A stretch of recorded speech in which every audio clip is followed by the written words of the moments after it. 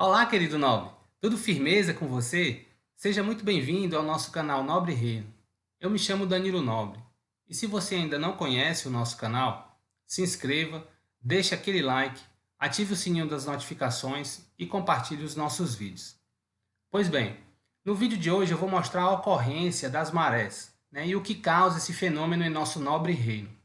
E em especial vai para você, nobre amigo, que está conhecendo agora a nossa ciência da Terra Plana.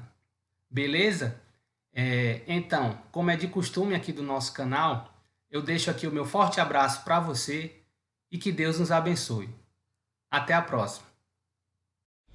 Newton theorized, and it is now commonly taught, that the Earth's ocean tides are caused by gravitational lunar attraction. If the Moon is only 2,160 miles in diameter, and the Earth 8,000 miles, however, using their own math and law, it follows that the Earth is 87 times more massive, and therefore the larger object should attract the smaller to it, and not the other way around. If the Earth's greater gravity is what keeps the Moon in orbit, it is impossible for the Moon's lesser gravity to supersede the Earth's gravity at Earth's sea level, where its gravitational attraction would even further out-trump the Moon's. Not to mention, the velocity and path of the Moon are uniform, and should therefore exert a uniform influence on the Earth's tides, when in actuality the Earth's tides vary greatly. Furthermore, if ocean tides are caused by the Moon's gravitation, how is it that lakes, ponds, and other smaller bodies of standing water remain outside the Moon's grasp, while the gigantic oceans are so affected?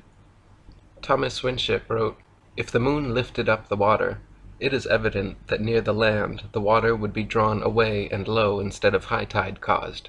Again, the velocity and path of the Moon are uniform, and it follows that if she exerted any influence on the Earth, that influence could only be a uniform influence. But the tides are not uniform. At Port Natal the rise and fall is about 6 feet, while at Beira, about 600 miles up the coast, the rise and fall is 26 feet. This effectually settles the matter that the Moon has no influence on the tides. Tides are caused by the gentle and gradual rise and fall of the Earth on the bosom of the mighty deep.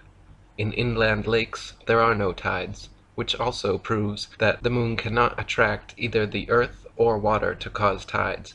But the fact that the basin of the lake is on the Earth which rests on the waters of the deep shows that no tides are possible, as the waters of the lakes together with the Earth rise and fall, and thus the tides at the coast are caused, while there are no tides on waters unconnected with the sea." David Wardlaw Scott wrote, "Even Sir Isaac Newton himself confessed that the explanation of the Moon's action on the tides was the least satisfactory part of his theory of gravitation. This theory asserts that the larger object attracts the smaller, and the mass of the Moon being reckoned as only 1/8 of that of the Earth, it follows that, if by the presumed force of gravitation the Earth revolves round the Sun, much more for the same reason should the Moon do so likewise, instead of which that wilful orb still continues to go round our world. Tides vary greatly in height, owing chiefly to the different configurations of the adjoining lands. At Chepstow it rises to 60 feet, at Portishead to 50, while at Dublin Bay it is but 12, and at Wexford only 5 feet. That the Earth itself has a slight tremulous motion may be seen in the movement of the spirit level, even when fixed as steadily as possible, and that the sea has a fluctuation may be witnessed by the oscillation of an anchored ship in the calmest day of summer. By what means the tides are so regularly affected is at present only conjectured. Possibly it may be by atmospheric pressure on the waters of the great deep, and perhaps even the Moon itself, as suggested by the late Dr. Robotham, may influence the atmosphere, increasing or diminishing its barometric pressure, and indirectly the rise and fall of Earth in the waters." Dr. Samuel Robotham wrote, "It is affirmed that the intensity of attraction increases with proximity and vice versa. How then, when the waters are drawn up by the Moon from their bed and away from the Earth's attraction, which at that greater distance from the center is considerably diminished, while that of the moon is proportionally increased, is it possible that all the waters acted on should be prevented leaving the earth and flying away to the moon? If the moon has power of attraction sufficient to lift the waters of the earth at all, even a single inch from their deepest receptacles, where the earth's attraction is much the greater, there is nothing in the theory of attraction of gravitation to prevent her taking to herself all the waters which come within her influence. Let the smaller body once overcome the power of the larger, and the power of the smaller becomes greater than when it first operated, because the matter acted on is now nearer to it. Proximity is greater, and therefore power is greater. How then can the waters of the ocean immediately underneath the moon flow towards the shores and so cause a flood tide? Water flows, it is said, through the law of gravity or attraction of the earth's center. It is possible, then, for the moon, having once overcome the power of the earth, to let go her hold upon the waters, through the influence of a power which she has conquered, and which therefore is less than her own? The above and other difficulties which exist in connection with the explanation of the tides afforded by the Newtonian system have led many, including Sir Isaac Newton himself, to admit that such explanation is the least satisfactory portion of the theory of gravitation. Thus we have been carried forward by the sheer force of evidence to the conclusion that the tides of the sea do not arise from the attraction of the moon, but simply from the rising and falling of the floating earth in the waters of the great deep. That calmness which is found to exist at the bottom of the great seas could not be possible if the waters were alternately raised by the moon and pulled down by the earth. Bearing this fact in mind, that there exists a continual pressure of the atmosphere upon the earth, and associating it with the fact that the earth is a vast plain stretched out upon the waters, and it will be seen that it must of necessity slightly fluctuate or slowly rise and fall in the water. As by the action of the atmosphere the earth is slowly depressed, the water moves towards the receding shore and produces the flood tide, and when by the reaction of the resisting oceanic medium the earth gradually ascends and the waters recede, and the ebb tide is produced. This is the general cause of tides. Whatever peculiarities are observable, they may be traced to the reaction of channels, bays, headlands, and other local causes. That the earth has a vibratory or tremulous motion, such as must necessarily belong to a floating and fluctuating structure, is abundantly proved by the experience of astronomers and surveyors.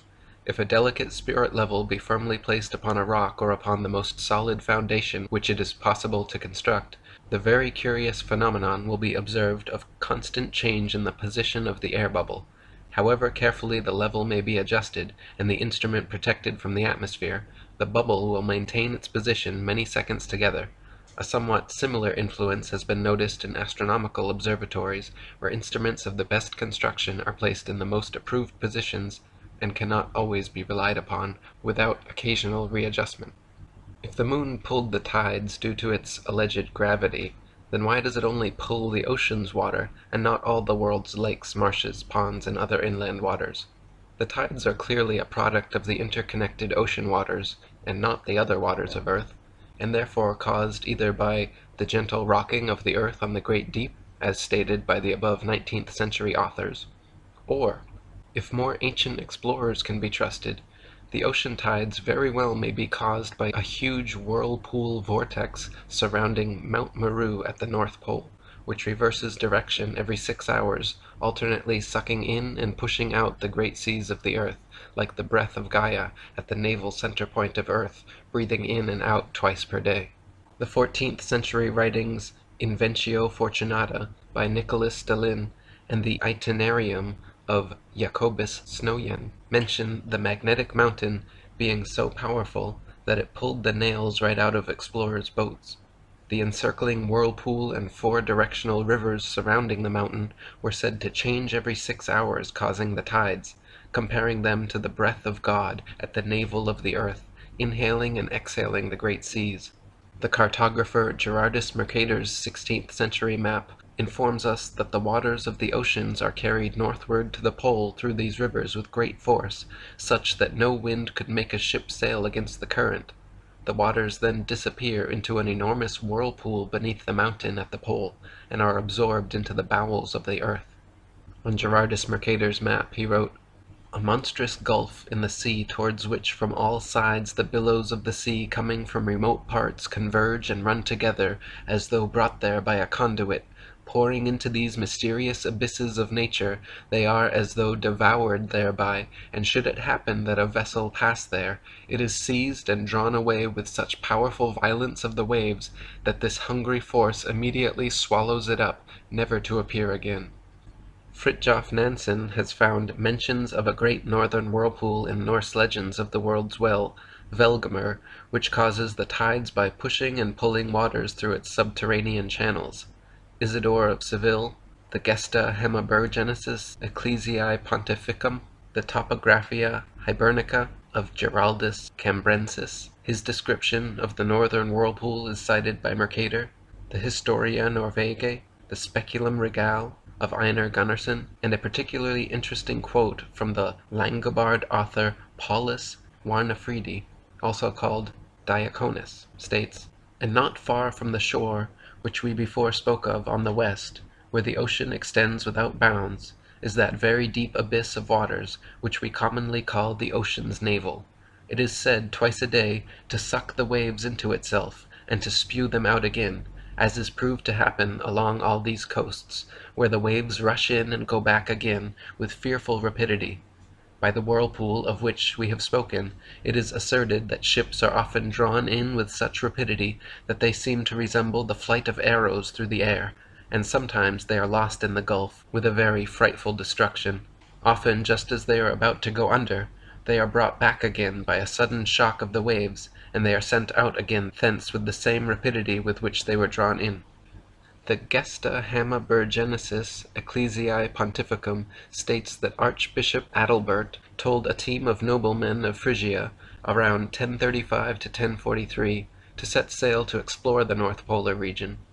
As they headed north beyond Greenland, quote, "Of a sudden they fell into that numbing ocean's dark mist which could hardly be penetrated with the eyes, and behold, the current of the fluctuating ocean whirled back to its mysterious fountainhead, and with most furious impetuosity drew the unhappy sailors, who in their despair now thought only of death, on to chaos. This, they say, is the abysmal chasm, that deep in which report has it that all the backflow of the sea, which appears to decrease, is absorbed and in turn re-vomited, as the mounting fluctuation is usually described. As the partners were imploring the mercy of God to receive their souls, the backward thrust of the sea carried away some of their ships, but its forward ejection threw the rest far behind the others. Freed thus by the timely help of God from the instant peril they had had before their eyes, they seconded the flood by rowing with all their might." So in short, what is the cause of the tides? Well, it is clearly not the supposed gravity of the moon, a smaller object than the Earth, far away from the Earth, somehow pulling the tides up in a uniform way, as this doesn't happen.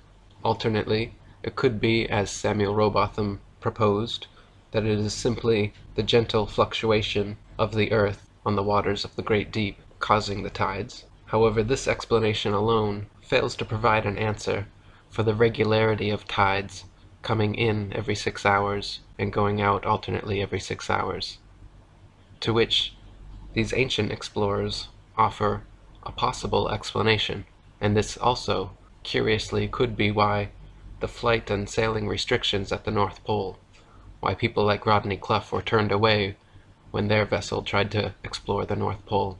Russian military vessels and other ships explore the area, making sure that we don't take our own independent explorations to the North Polar region. So what are they hiding there? Does this magnetic Mount Meru actually exist? Is there actually a whirlpool spinning around it with 4 directional rivers constantly sucking in and pushing out the waters of the Earth in 6-hour intervals? It sure would be nice if the UN and world governments would allow us to independently explore the Arctic and Antarctic so we could find answers to questions like these.